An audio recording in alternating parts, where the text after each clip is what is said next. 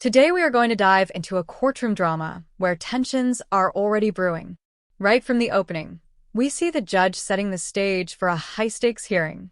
The parties are sworn in, and the defendant makes it clear he's appearing under a special appearance. This is the calm before the storm, laying the foundation for a clash over due process and legal procedures. We are live on the record in cause number 23-09-13702. This is a motion to confirm support arrearage. This was filed by the Attorney General's Office November 27th of 2024. The parties are all present before the court today on Zoom. This is a remote proceeding, and I am sitting outside of Montgomery County, Texas, pursuant to the Texas Family Code, Section 201.1045. And I find nobody has objected to proceeding this way. Objection, Judge. Okay, one moment, sir. Ms. Baskins, can you please state your full name for the record? Yes, ma'am. It's Adrienne Baskins. Okay. And, sir, can you state your full name for the record, please? Yeah, I'm Zahir Dean, the living man. Okay. And Mr. Dean and Ms. Baskins, can you both please raise your right hands to be sworn in? Do you each solemnly swear that any testimony that you'll give today will be the truth, the whole truth, and nothing but the truth? I do. I do. Okay.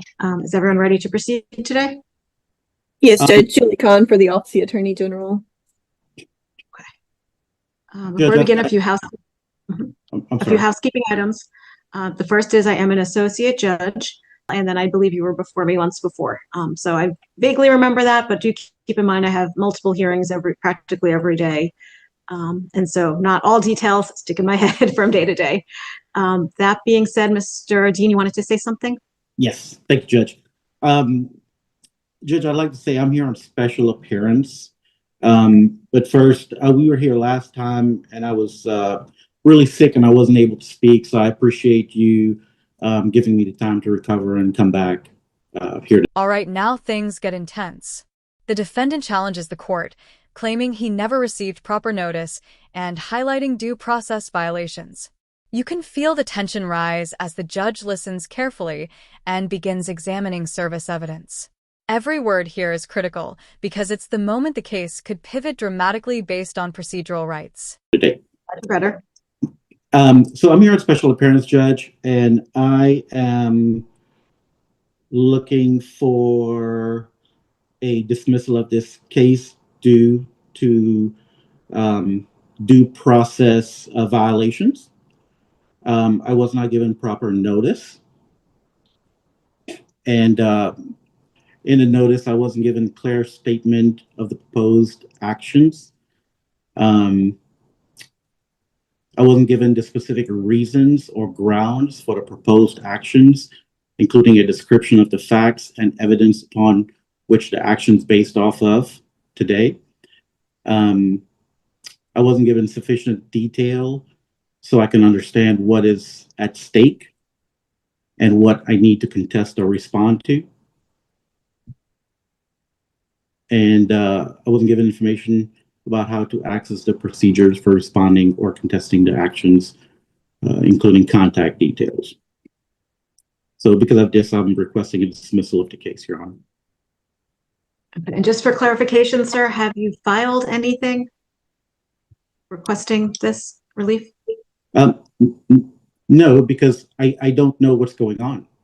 Okay. I don't have any information. Ms. Kahn? Was not noticed given the proper notice, and because of that, there's no way for me to proceed.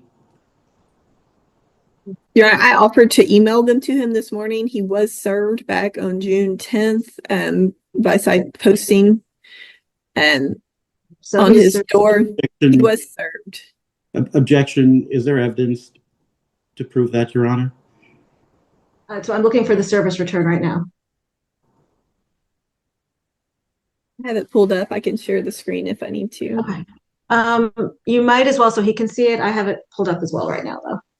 It's a different device. So it says on June 10th, 2025, it was posting the citation to the front main entry door per Texas Rule 106.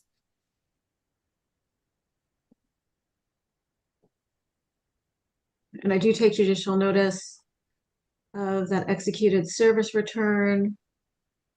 Oops. Okay, so that was just the preset, but this is also the motion to confirm and the motion for substituted service was all served on him. Oh yeah, it's multiple, but yeah, the 3 pages in that service return. If I've got an objection on that, Your Honor, it says it's been posted on my front door. At the front main entry door is what it says. Yeah. Yes. I did not receive that, Your Honor.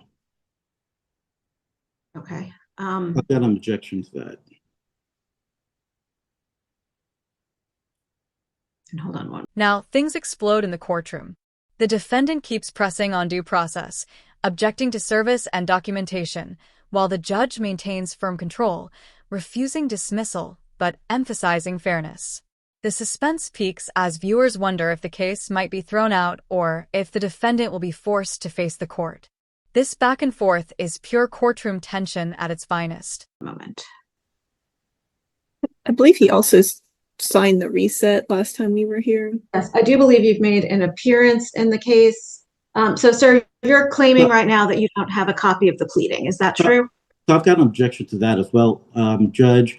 So when we were here before, I did have a means to communicate with the clerk prior.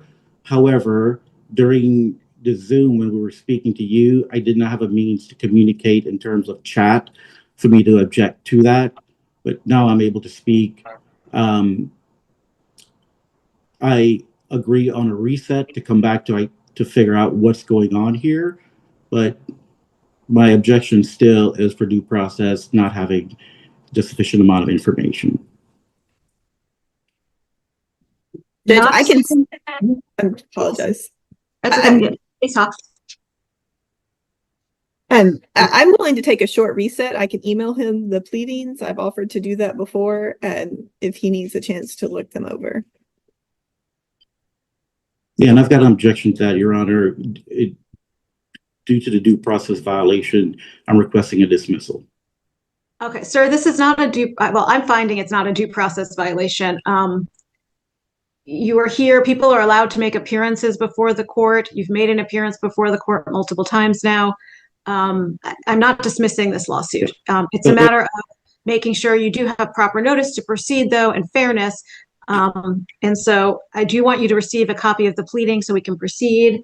I do believe last time, Ms. Khan, because I thought this case involved a modification and confirmation. I believe last time Ms. Khan, correct me if I'm wrong, I think it was this case, corrected me and said this was just a confirmation of arrears. We're just confirming arrears in this case. Doesn't make it any less important. There may be all sorts, there might be, I don't know, there could be possession credit issues, there could be direct payment issues, could be all sorts of things. And I want you to have your day in court in fairness. But I am denying the request to dismiss this action. I don't find it's been a due process violation. Here's where it gets fascinating. The defendant introduces the living man argument, questioning legal identity and representation in a way few expect. The judge methodically dismantles the claim, keeping a firm hand on the courtroom, while the defendant insists on his constitutional stance. This is the turning point that blends legal strategy with high suspense, keeping everyone on the edge of their seats. Have you provided information a way to send you a copy of the pleading? So you can review it? Your Honor, so I've got an objection on the appearance. Well, I'm not here or no, I haven't ever been here on general appearance. Always representing myself under special appearance. I don't know what that means, sir. Are you not a person? I am the living man. What does that mean? I am a man. You are a man. I'm a woman, but I'm here. You're here. I'm here as a living man representing myself. Under what legal basis are you doing that? Under constitutional law.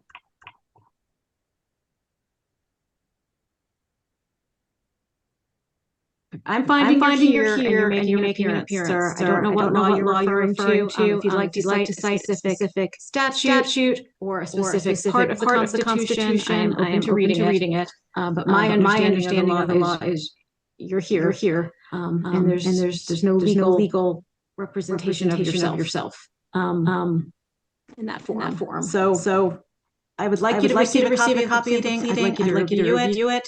If you need additional time, I'm even open to resetting this to the December 11th date. I'd rather not.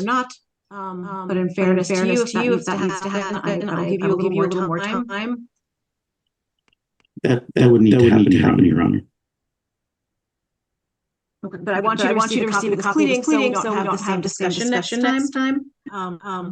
I've sent it. Can you check your email and make sure you got it? I'm checking now. Okay, thank you.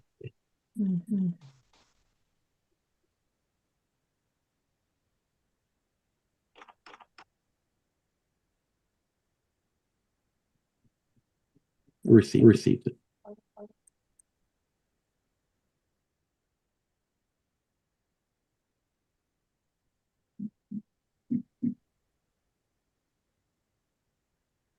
I don't know if you heard me. I'm sorry. I said I received it. Okay. Thank you. So you did receive it. I did. Confirm. I did via email. Okay. Do you want to review it now, or do you want some time to review it before we proceed? It's a pretty long document. It's a very long document. I'll definitely need time to review. Okay. And just so you know, despite the length of the document, we will be proceeding to final trial on December 11, 2025. No more resets. I expect everyone to be prepared. I think I told you all this last time. But be ready to proceed next time with any witnesses or any documents in electronic form. Be ready to go. Yes, ma'am. Okay. So it is reset for December 11, 2025 at 9 a.m. on Zoom, the same code information. All right. I will send out a reset. Just give me about 5-10 minutes, and I'll send it to your same email. Okay. Thank you.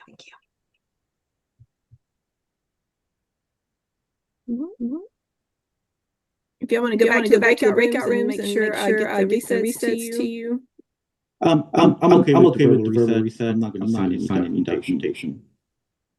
Okay, I'm just letting you know. Finally, the tension begins to ease as the judge orders a reset to a new trial date.